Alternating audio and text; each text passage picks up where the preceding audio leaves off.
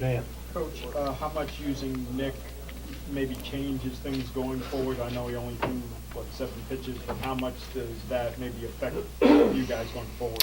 Sometimes it's better. You feel like I got them out there. I got their feet wet. I've tried to in these first 2 games. I caught 3 different catchers at some point, trying to get everybody at bats, just trying to keep everybody in the flow of the game, in the flow of the regional, in case we need them in a must-win spot. You don't want them to come off the bench for the first time. So somebody like Nick, as strong and as hardworking as he is, maybe it's a blessing that he got to toe the rubber and compete, between the lines. So, tomorrow might be a little fresher, a little easier for him. In their first game, Kansas was clearly more intense than Kentucky. Was it an effort of yours to try to match that intensity? They seem to be a pretty energetic team.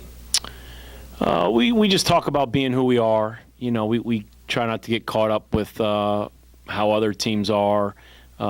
Everybody's got their own style. Ours is to focus on ourselves, and we keep using the line, no judgment. Let's not get caught up with what other teams do and what their style is, and we have to be who we are and just keep playing the way Louisville baseball has been playing this season. Kansas coach was the latest appraisal for your team's speed. How similar or different is that from the Omaha team? I think it's pretty similar. We got a lot of stolen bases. We had a lot of returners, even though we lost, a lot of starters. We had a lot of guys that had experience and had a chance to step up in everyday roles. And it's just something we preach. Base running is we spend a lot of time practicing our base running. And, I have a saying whenever I speak at conventions or things like that, if you emphasize it, you'll be good at it. And obviously you got to have the skills behind that, but it's just something we really emphasize. We emphasize running the bases. We work extremely hard at it. I'm very critical of them. I take a lot of game notes, and they know I have a book of game notes on the year, and probably 50% of those notes have to do with base running.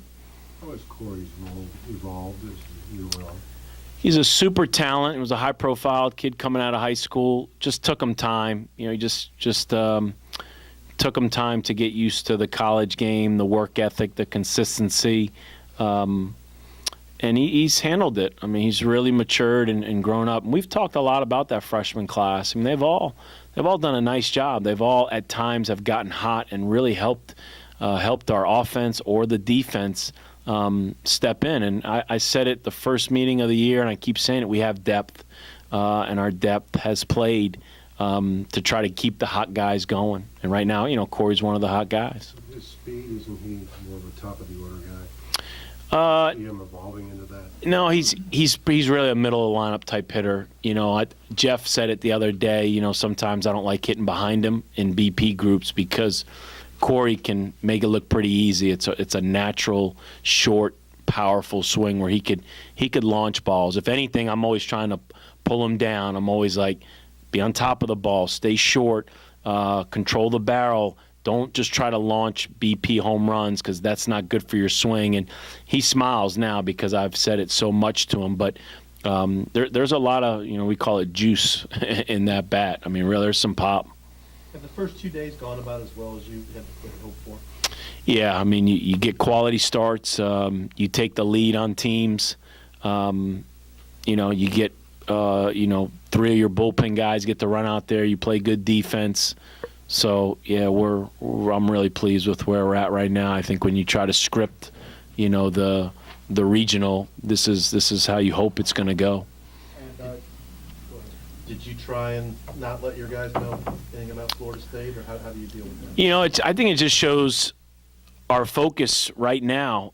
Sometimes people think it's cliche-ish, but I didn't say anything about it in the outfield. I realized that Alabama was beating Florida State earlier, but it really didn't even register that because, again, it's all these if necessary, and those teams have nothing to do with our situation. Right now it's us, Kansas, and Kentucky, and that's who we're focused on. And, after this weekend's over, then the NCAA decides what's next. But, it's good to see our kids because we always say be where your feet are. And right now Sutton talked about it, BP tomorrow, and get ready to play, as I told them, a team that's going to be 2-1, a team that's coming off a win.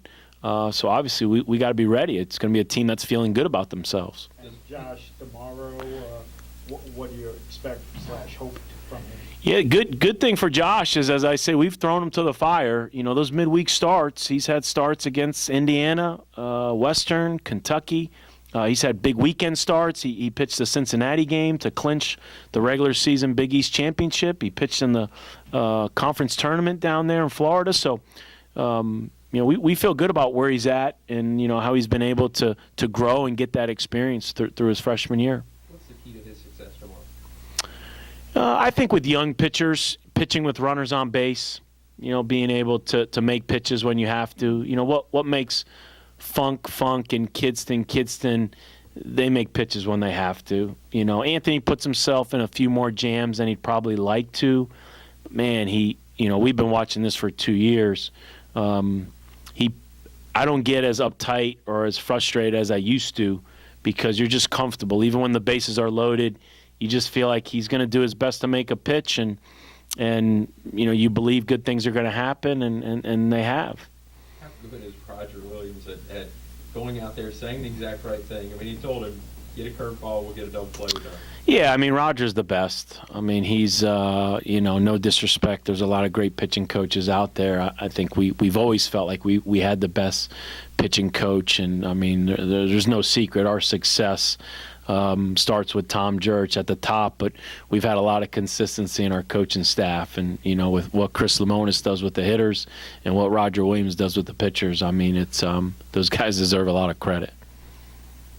Coach, how did you develop the idea of attacking the speed offensively and defensively? It was just the one thing I could do, you know, as a player. It kept me in the game. It got me in the lineup. I coached at the Citadel for 8 years.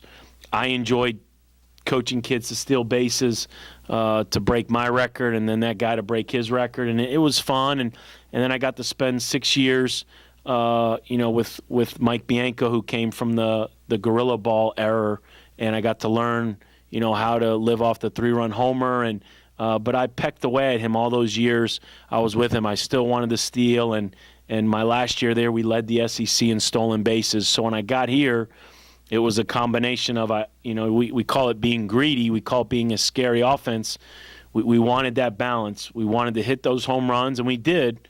In our first few years, we were hitting 80 to 90 a year, but we were still stealing bases. In 2007, I don't know if we were 1 or 2 in the country, and Boomer Whiting had like 73 stolen bases. So even that first year when we were hitting 80, 90 home runs, we wanted to steal a lot of bases. And then, of course, when the bats changed, you know, I was thankful that, you know, I had a background in the inside game. Maybe didn't bunt as much as I needed to, but knew how to teach guys how to run the bases and steal. And it's patience. It takes time.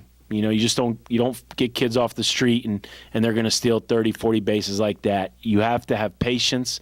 And I've seen guys go from 6 to 30 to 50, you know, over their career. And you get guys, I had one guy that went from 11 to 52 to 84. Now, did he get that much faster 3 years later? No. He learned how to steal bases. He got comfortable, confident, and we work on it. We talk about it, and it's fun. It's the mental side of the game that I enjoy, working with the base stealers and trying to help them be aggressive and put pressure on teams.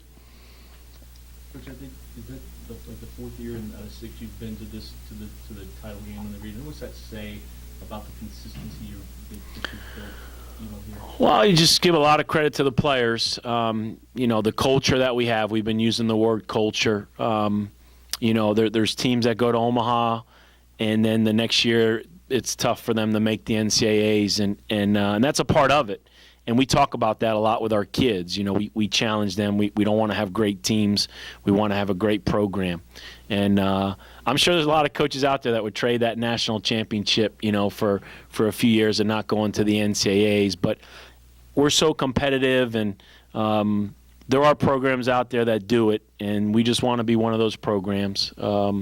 It's tough. I mean, when you lose 7 juniors to the draft, and you might lose high school signees, and there's some sleepless nights coming up here in the next couple weeks. This is a stressful time for college baseball coaches, and so we're only as good as the players who show up on campus. And thankfully, the Nick Birdies and the Kyle Funkhausers and the Anthony Kitsons and all those position players show up, because they could have signed out of high school. And we work very hard at just selling the college game, the college education, and the opportunity to experience this, to experience what the NCAAs is all about. And as I always tell our kids, you get one chance to be a college student athlete. So you can take this opportunity. If you turn your back on it, you never get it again. And while you get this opportunity, we take a lot of pride in getting these guys ready for the next level, ready for professional baseball. We know how tough it is, and the kids who play in our program know how tough it is. So we take pride in getting these guys ready. Coach, one other thing about speed. How much does your team speed impact a game defensively? Oh, when we're on the defensive side? You guys are- Yeah, I mean, you got to have range. Sutton Whiting has great range, and Lucas. And, if you notice, we always finish the game with like 3 center fielders. We take Gardner out, and we put Logan Taylor, a center fielder. We put Mike White, a center fielder. Corey Ray is really a center fielder who plays right. And team defense and outfield play is something we take great pride in. And there's no doubt speed can help you on the defensive side. Anything else for Coach? Thank you. At least everybody get to bed a little earlier tonight.